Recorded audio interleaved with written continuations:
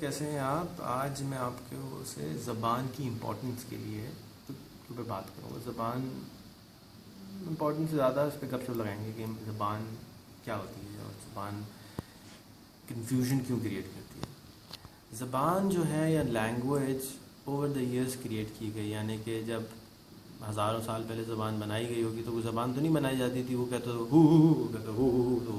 وہ بس ہو نام پڑ گیا. تو اس طرح سے لفظ کریٹ ہوئے تھاؤزنڈز آف ایئرز میں، اور کبھی بھی کسی نے بیٹھ کے زبان کو ایجاد نہیں کیا ہوتا. زبان کو نارملی، میں بہت کم عقل آدمی ہوں، پلیز میری بات کو اس کم عقل کے حساب سے تول کے کیجیے گا استعمال.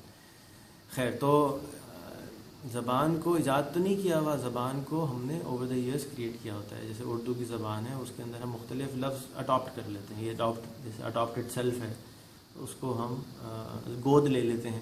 اب میں کہوں گا تو عجیب سا لگے گا، اڈاپٹ کر لیتے ہیں تو سمجھ میں آ جاتی ہے بات. تو جب ہم کسی مسئلے کو غور سے دیکھتے ہیں تو نظر آتا ہے کہ وہ مس کمیونیکیشن کی وجہ سے پرابلم آیا ہوتا ہے. مس کمیونیکیشن یعنی کہ بات کو ہم اپنے صحیح سمجھا نہیں پائے ہوتے، دوسرا آدمی کو کچھ اور سمجھ میں آتی ہے اور اس کی وجہ سے گڑبڑ سے ہو جاتی ہے.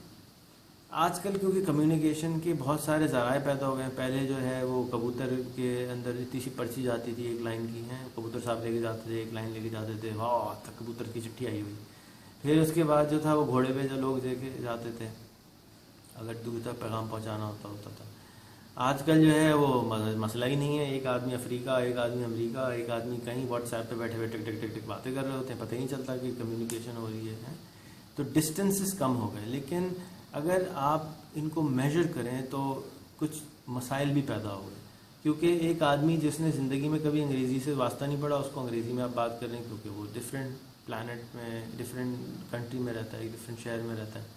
ایک پٹھان آدمی ہے، اس سے آپ اردو میں بات کر رہے ہیں تو اردو میں نہیں سوچ رہا، وہ اس کا دماغ ابھی بھی پشتو میں کام کر رہا ہے. پھر آپ اس سے اردو بولتے